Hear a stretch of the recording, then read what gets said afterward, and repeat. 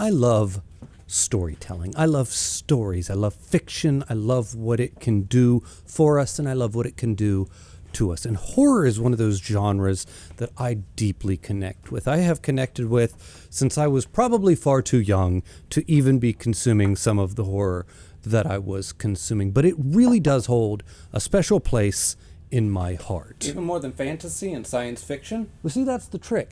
Because on any given day, I will probably say that one or the other is maybe my favorite, or I like this one over that one. But really, to be honest, we kind of love them all a little bit differently, genres that is, and we come to them all for slightly different reasons, which is kind of why I'm slowly working my way through these videos.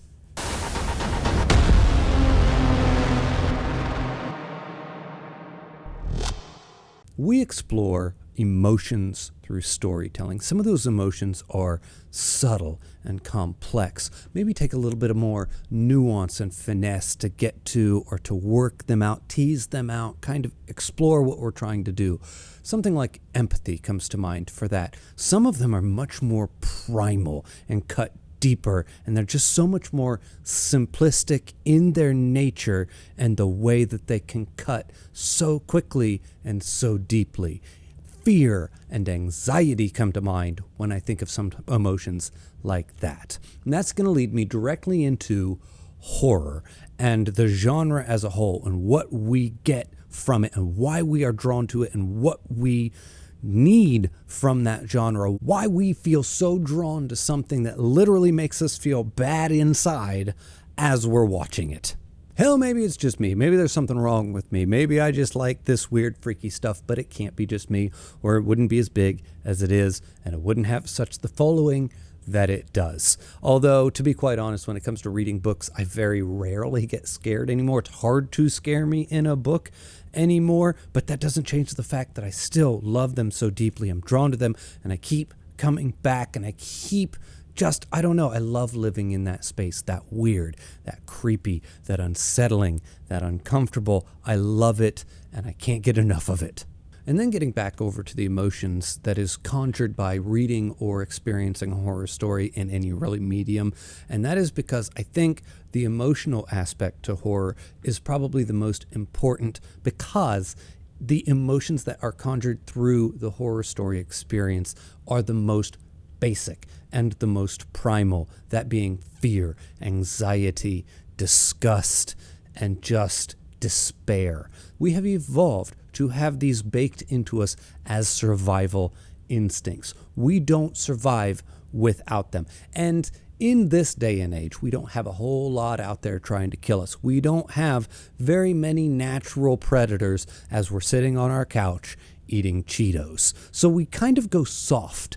This society is soft, and we in it, existing in it, we have become soft. So this then gives us an outlet for something that is inside of us that doesn't get tapped nearly as often as it would have in the past. Back in the day, you would have been afraid of everything. Everything would have been out to kill you, and you would have known it. Nowadays, not so much. So we get to experience something deep and dark that's buried in there, and we get to express it in a safe way from the safety of our own home and our own little couches and our bedrooms, and it creates a thrill and a rush in a way, in a place inside of us that is difficult to get from other genres, or at the very least they don't do it nearly as effectively and efficiently.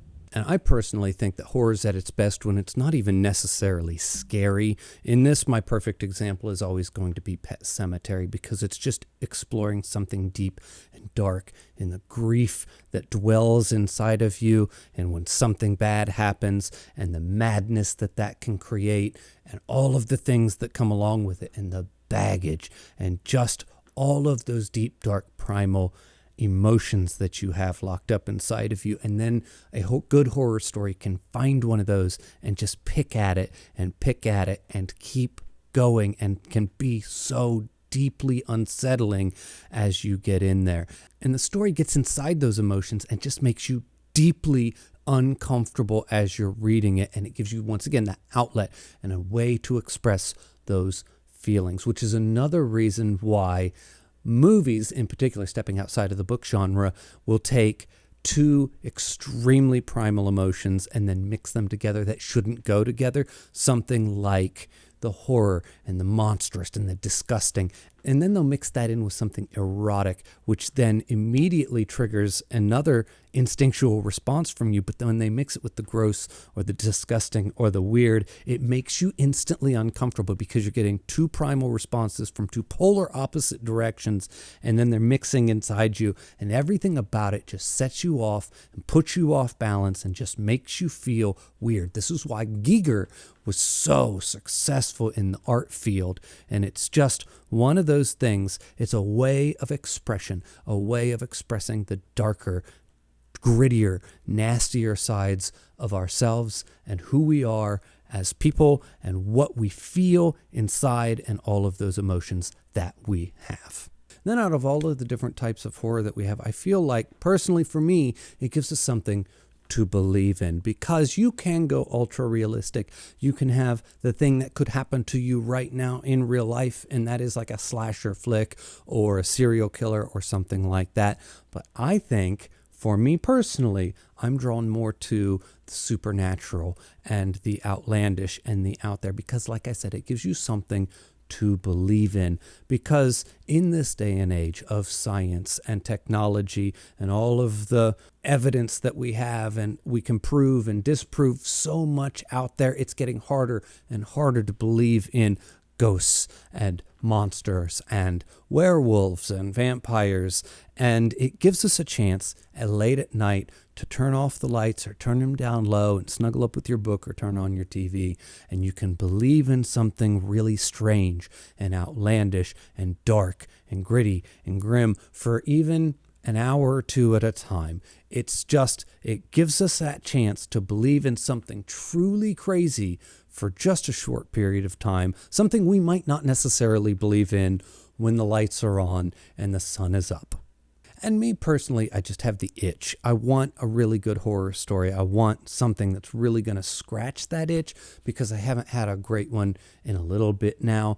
And I specifically didn't do a top 10 horror update to my list last year because I didn't have anything to add to it. Now, granted, recently I do have at least a couple that I know will break into that list, so I'll probably do another one of those coming up this October, but I really want to get a few more in before October gets here, and hopefully I can get at least one more that's going to crack that list, because I want really, really, really great horror in my life, because like I said, it just gives us that chance to delve into the deeper, the darker, the grittier, the nasty side of life. What we do in the shadows, so to speak. Anyway, that's what I like about it. That's what I think is important, and that's what I get out of it. Let me know in the comments what you get out of it, or why you like it, if you like it at all. And as always, everybody, the link for my Patreon's in the description below. The link for my Discord's in the description below. Thank you for watching, and I'll see you next time.